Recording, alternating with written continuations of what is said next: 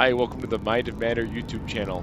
Today's adventure brings us to Attica, Indiana for Badlands Offroad Park. We're going to take my Ford Lightning electric truck off-road for the first time, and I want you to come along with us, so stay tuned to find out how that goes and all the truck's strengths and weaknesses off-road. Look at the size of this log of this trailer. Oh my gosh. I passed it and then I realized how big it was, so I pulled over and waited for him so I could see. He's going about 40 miles an hour on the interstate.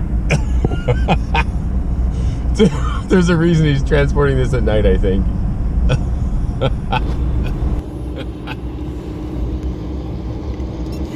Did you get it, buddy? Yeah, I'm getting a good one. All right, as you saw, we just drove from Chicago to what was Attica, Indiana, where the off-road park is. We went about 15 minutes further than that to Veedersburg, Indiana, where there is a very, very useful Tesla Supercharger here. Looks pretty new, as you can tell by the concrete and the installs. It's a version 3, obviously, because I'm charging on it with my Lightning. And I'm just really glad it's here because it's so close to the off-road park. It's at a Casey's, which is kind of unusual, I think, for Tesla chargers, but I'm really glad it's here. And we'll do, I don't know, 20 minutes, 30 minutes charge here tops.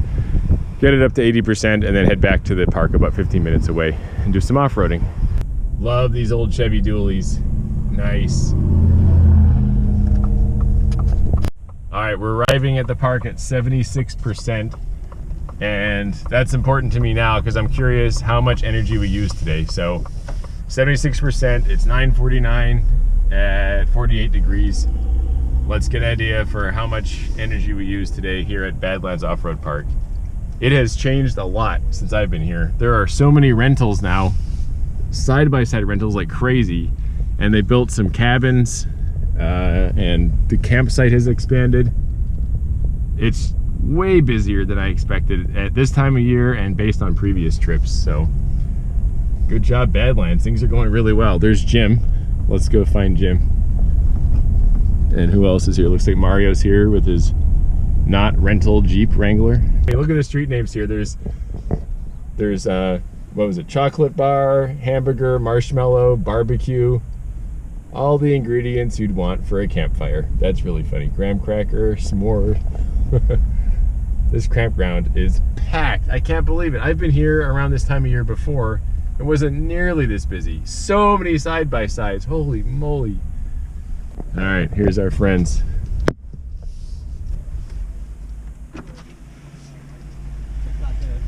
I don't want to park next to you guys in case it catches fire. Now's a good time to point out I'm running 285/75 18 size Nitto all-terrain tires for this day. I wasn't gonna air down, but Badlands has made a lot of improvements besides all the side-by-sides they have in stock, but they also have free airing up stations over there, the green hoses where it says free air. So rather than be lazy like normal, I decided I'm gonna actually air down this time. I've never actually aired down before here at Badlands, but I'll do it this time just because it's free air available. All I did was drive to the campground. I've already got some mud splatters on this thing, so I'm really hoping for rain here at the end of the day because I do not want to clean this thing myself. Our lineup for today, besides my Lightning, we got the Liberty. That's Jim and family. You've seen them before on this channel. In fact, Jim is the infamous jumping Liberty. Insert the clip here. Oh! Dear God. And then we've got the not a rental Wrangler Rubicon and another Rubicon. So with these vehicles already, we've got a pretty good group, but there's more coming. We were mostly just cruising around, doing easy stuff, not doing anything crazy. This one side-by-side sized trail did cause some problems for the Rubicon, as you can see here. What happened was this uphill trail curved to the left and then was supposed to go down a steep embankment, but before you could do that there was a crest, and that crest had this banked slope to it with a tree right on the downward side of the slope. So if you did anything other than just motor through it at high speed, which was pretty risky in itself, you'd end up causing yourself to slide to the tree if you did any sort of adjustment forward or back, and that's what happened here. Number one. Looks fine to me. Yeah. Under there or? No. Thankfully, Tim in the older JK Rubicon was able to rig up a winch to pull him to the side away from the tree and allow him to back out. Rest most of Well, it show on us. power. I'm just kidding. After a little bit of Austin Powersing up and down the hill a little bit to avoid another tree behind him, he was able to roll down the slope safely. Thanks, Tim. Hero. Hero Tim. Furthermore, it did cause some what you might call biohazard damage to the car due to the finger injury, and then the mirror also ripped out at the door, which caused some sheet metal damage as well. The next obstacle we ran across was probably my favorite part of the whole day.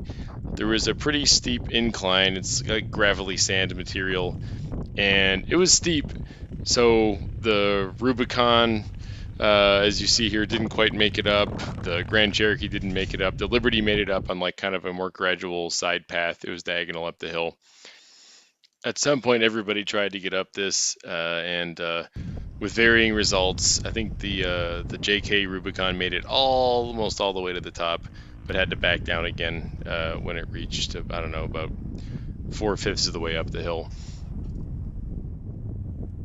At one point, even this modified XJ Cherokee, just some random guy driving by, he tried to climb it as well. I didn't get it on video, but he only made it up about, I don't know, 1/3 of the way up, not even 1/3, maybe 1/4 of the way up, and had to back down, and we didn't see him again until later. And I thought, well, of course I'm going to have to try in my Lightning, and I was amazed. Oh, wow. It zoomed right up it with no problem. I just rolled in slowly up the incline, and then as soon as I was pointed skyward, I nailed it, and the torque just pulled me up. Pretty soon after that, we were joined by our buddy Sherman in his beautiful white FJ Cruiser. If you've watched the channel before, you may have seen I had a 2010 white 4Runner for a while, the so-called 5th gen 4Runner. And this FJ really made me miss my 4Runner. But check it out here, climbing up this rocky slope made out of concrete. It was pretty cool to see. I'm going to roll some footage of some of the other stuff we went into to give you an idea of what the Lightning was doing and how this might affect battery consumption. If you want to see how much battery I used, fast forward about 2 minutes to the 9-minute 45-second mark, and I'll give you an update on that.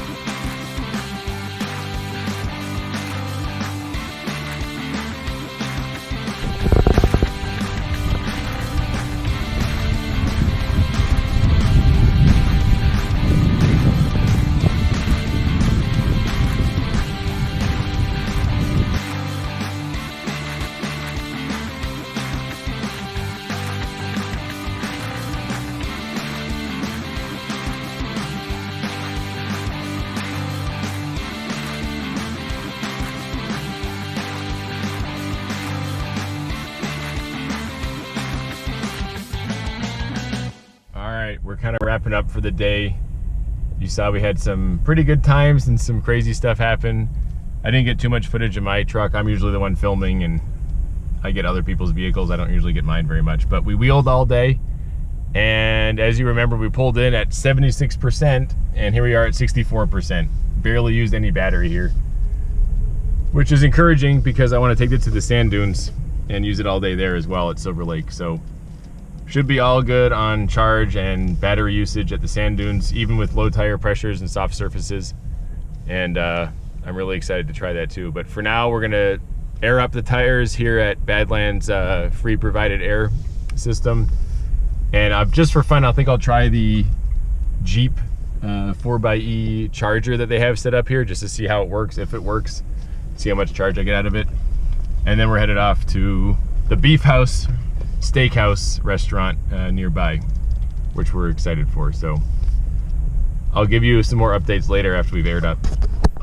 Look at the clouds coming. Man, it's gonna rain like crazy, which is great because it gets all the mud off this thing. I hope it rains like crazy.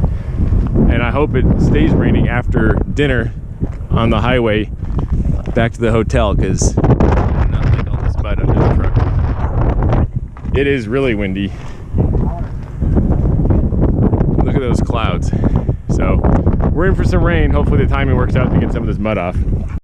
Here's the Jeep 4xe Drive on Sunshine solar powered charger. The sign here says it's 100% solar, so there's supposedly no wiring that supports this charger. It's all solar, and it says charging may be slow when batteries are full, or when batteries are low rather. So let's give this a shot. All right, it's trying. I heard it click. Hey, it's working. Look at it, it's charging. Let's see how fast it's going.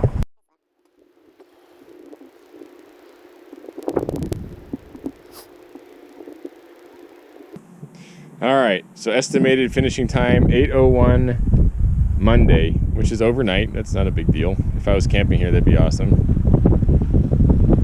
2 kilowatts, so a little better than my garage.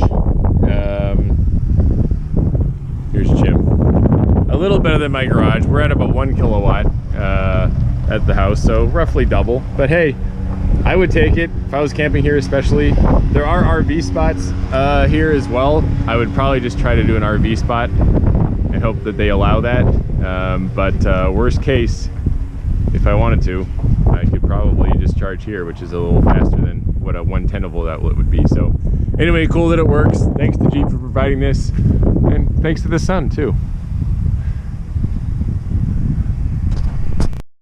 I didn't show it much earlier, but this is the entrance we came in at, and if you're checking in for camping, this is where you do it. There's also a pressure washer here. It costs, I don't know, a couple bucks, let's see, but pretty helpful if you want to clean up your truck a little bit. $2 per cycle. I don't know how long the cycle is, but I'm sure it's pretty standard fare compared to other pressure washer places. Oh, and in case you're wondering, I reset this trip odometer partway through, and I ended up getting 1 mile per kilowatt hour. Before that, I was at 0.6, but I had to reset it for some reason. I forget why. But anyway, so roughly a combination of 0.6 miles per kilowatt hour and 1 mile per kilowatt hour. Call it, sure, why not? We'll call it 0.8 kilowatt hour off-road today. And with that, we bid farewell to Badlands and drove to the Beef House in Covington, Indiana, just nearby. Besides the Tesla charger that you saw earlier, 15 minutes from Badlands, the Beef House, a well-known steakhouse about 23 minutes away, also has Tesla destination charging, and I think it's a 62 kilowatt fast charger. So just know that you're nearby some charging if you do ever take your EV to the Badlands area.